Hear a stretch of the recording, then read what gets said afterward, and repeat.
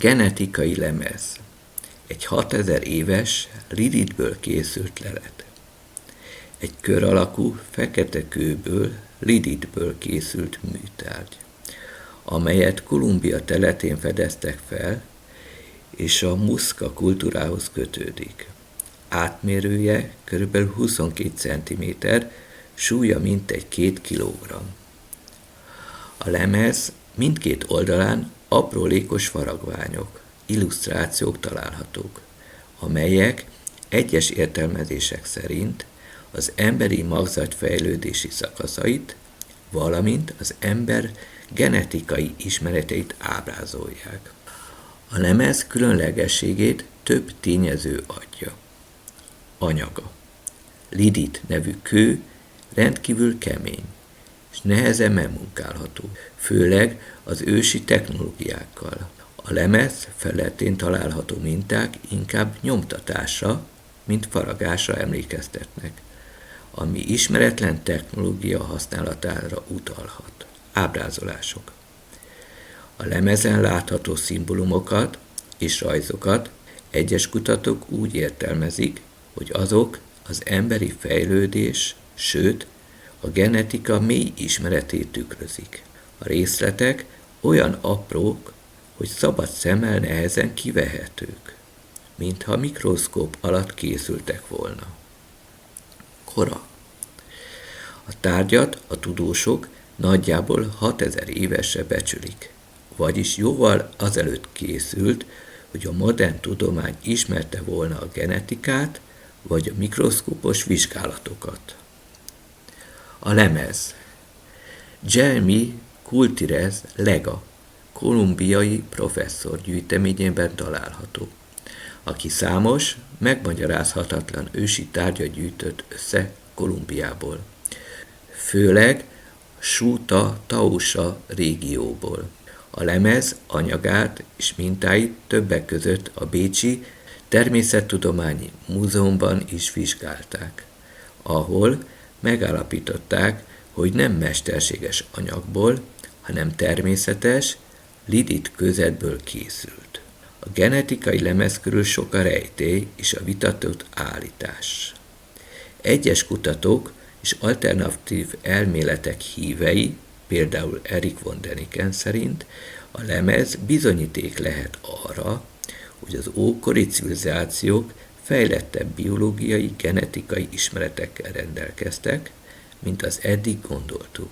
Ugyanakkor a tudományos világban nincs konszenzus arról, hogy a lemez valóban genetikai információkat ábrázolna, vagy hogy a rajta látható szimbólumok megfelelthetetlenek lennének a modern genetikai fogalmainknak.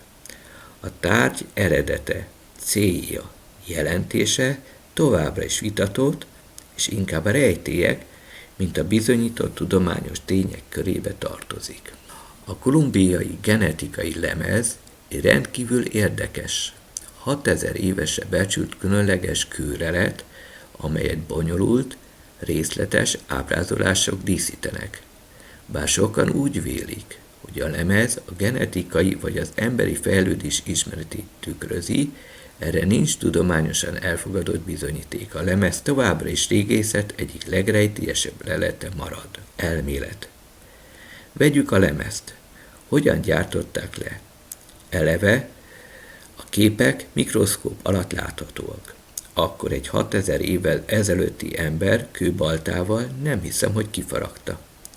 Szerintem ez nem is kérdés. Sőt, szerintem nem is látta, hogy mi van lejegyezve.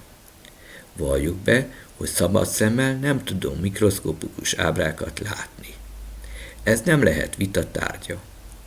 Szerintem senkinek sincsen olyan kézügyessége, hogy egy kőszerszámmal, vagy akár egy félkilós vésővel faragjon mikroszkópos méretű tartományban ábrákat. De szerintem még egy robot se tudná megtenni.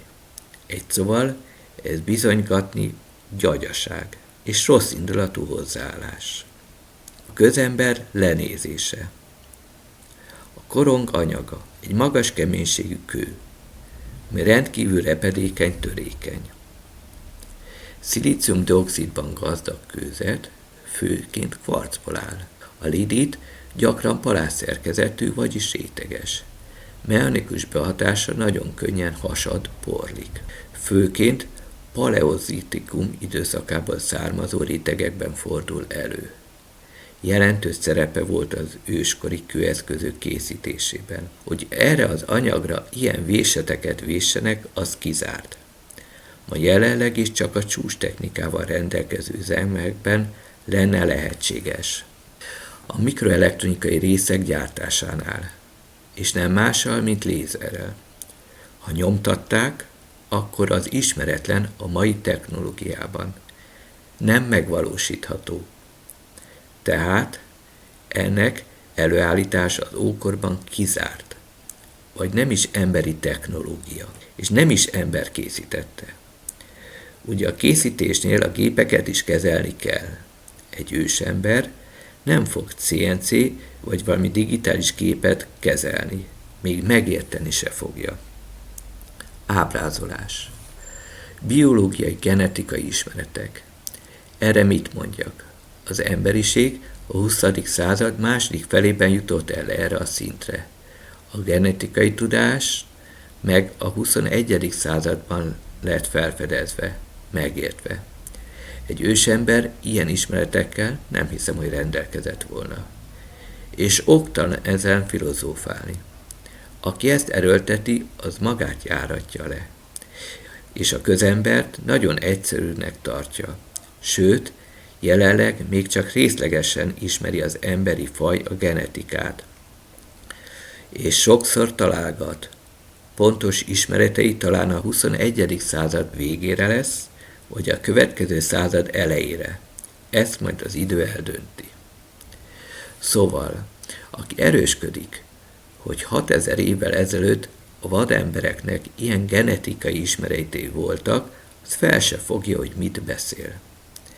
Eddig az a narratíva volt, hogy 6000 évvel ezelőtt az emberek nem írtak és nem olvastak. Sőt, még az írás ismeretese volt meg dél-amerikai kultúrákban.